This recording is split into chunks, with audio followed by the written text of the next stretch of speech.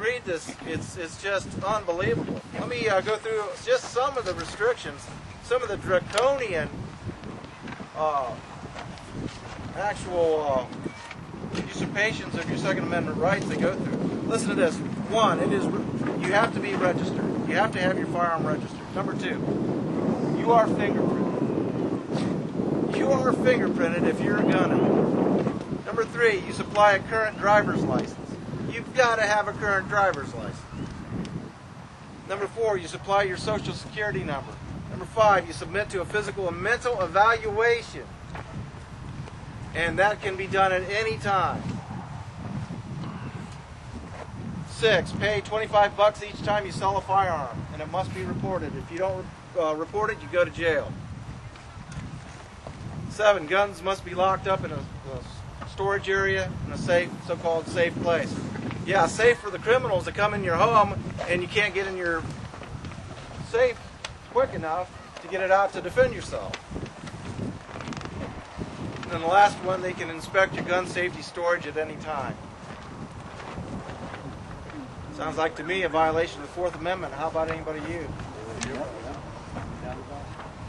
I mean, come into your home and inspect your gun storage safe without a Fourth Amendment warrant? Come on.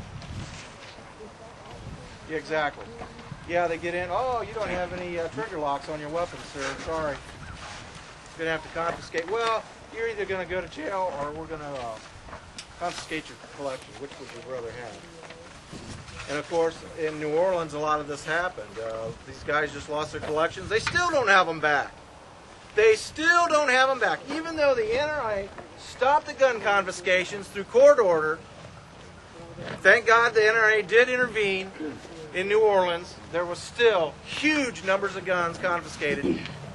And those folks still don't have their collections back. There were people high and dry, without any effect of the flood, sitting back, sipping iced tea in their lounge chairs with their generators going, having no problem at all, and having the feds come up, or the National Guard, or in some cases Blackwater, say, hand over your firearms, and they were all ignorant enough to do it. Some that weren't ignorant enough, like a little old lady that you see on Google video, I don't know if you've seen that, or it's on YouTube actually. It's on YouTube. She refused to give up her .38 Special revolver. And they came into her kitchen, and as she was backing up, she went to switch hands, and it fell out of her hand onto the floor, and they tackled her and beat the snot out of her. Beat her to a pulp, and those pictures are on YouTube. You can see her black and blue marks up and down her arms and on her face. That should not be happening in the United States of America, folks. Shouldn't be happening nowhere. That was a beta test. New Orleans was a beta test for the rest of the country to see how we would react to that kind of environment, that kind of a martial law environment. New Orleans didn't fare too well. They didn't show too much intestinal fortitude.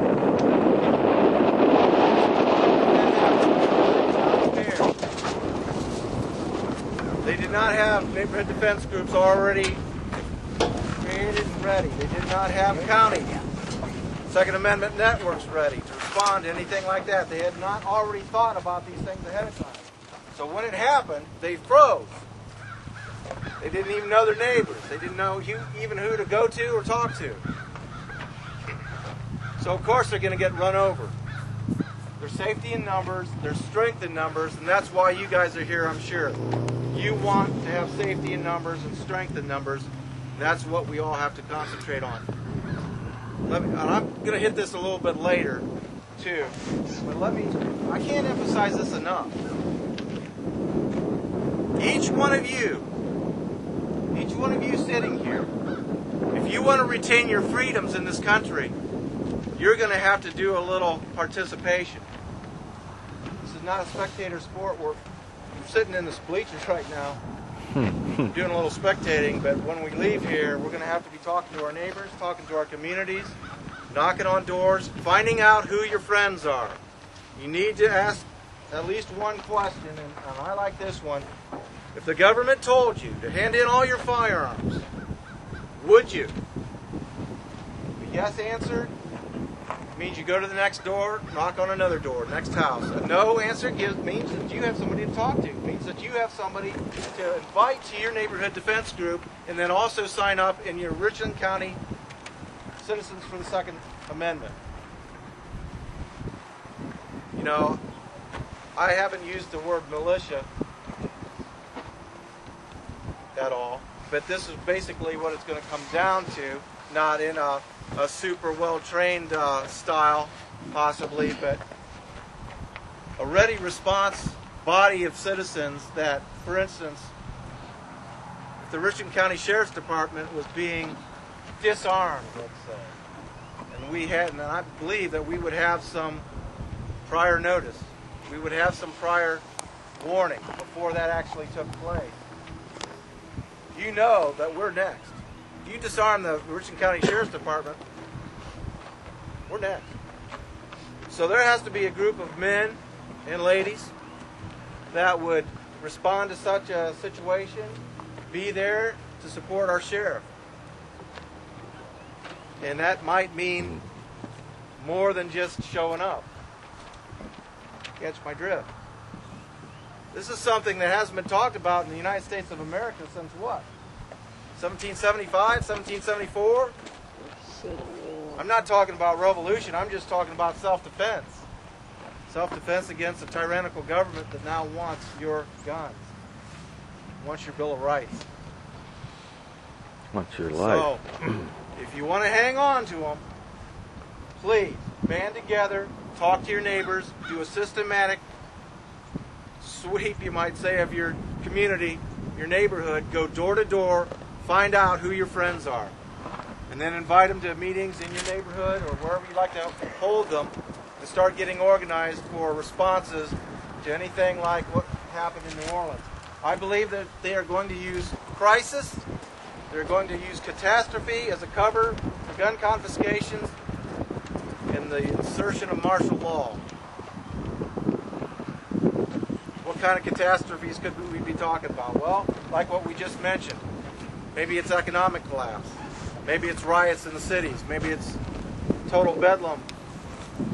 They bring in the troops in to quell that. Or, I don't know how many of you were there at the last meeting, but we talked a little bit about the H5N1 avian flu virus now being mixed with human flu viruses that are being left alive in vaccines and were sold supposedly to 14 countries.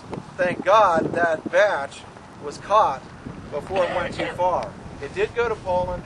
Some homeless people were inoculated with the vaccines. They all died.